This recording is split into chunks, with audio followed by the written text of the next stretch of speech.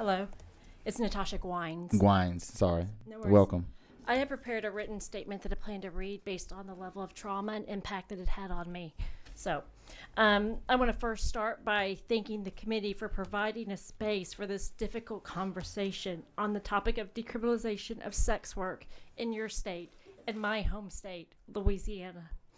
My name is Natasha Gwines, and I am the founder and president of Her Resiliency Center.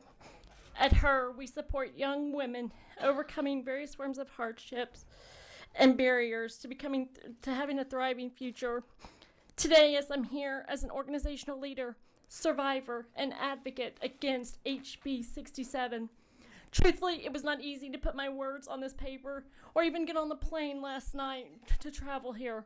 The brutal childhood abuse, neglect, and overall trauma that I still carry in my body happened here in Louisiana.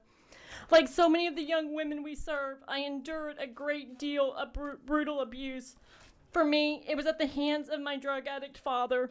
There was no protection as my mom left me and my little sister with our dad after he refused to pay child support, saying that she couldn't afford us. The level of poverty we grew up in, characterized by such things such as taking cold baths and being known as the smelly kids in elementary school, is the reason that this brutality we endured went unnoticed by identified protectors, such as teachers and principals. Like me and the women we serve, I wanted as far away from that life. And for me, it was like running towards my dream in Washington, D.C. After a short period of time of being there, I realized I had no way to make any money, and I opened a phone. I had a neighbor who suggested sex work and my ability to entertain men.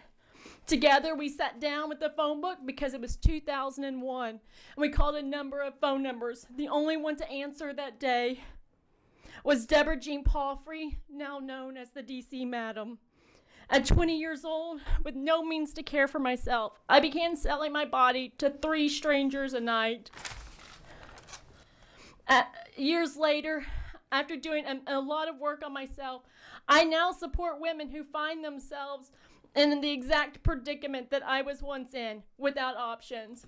And through my own therapy, substance use recovery of 19 years, and working with other young women, I've come to recognize that the DC Madam was a sex trafficker. She would meet the legal definition of a sex trafficker, which I'm sure you've heard today, by the use of force, fraud, or coercion.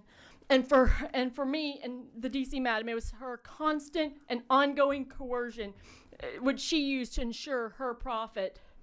This next part I must share is what ensured that I got on my flight last night. 30 seconds, ma'am. It is well known that Senator David Vitter, a former Louisiana State Representative and a United States Senator, was a client of the DC Madam.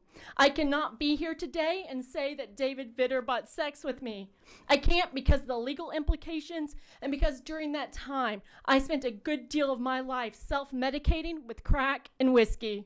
But it can go on the record that he was a client of the DC Madam, for which used a great deal of coercion to keep me going. With all due respect, can any of you tell the difference between sex work and sex trafficking?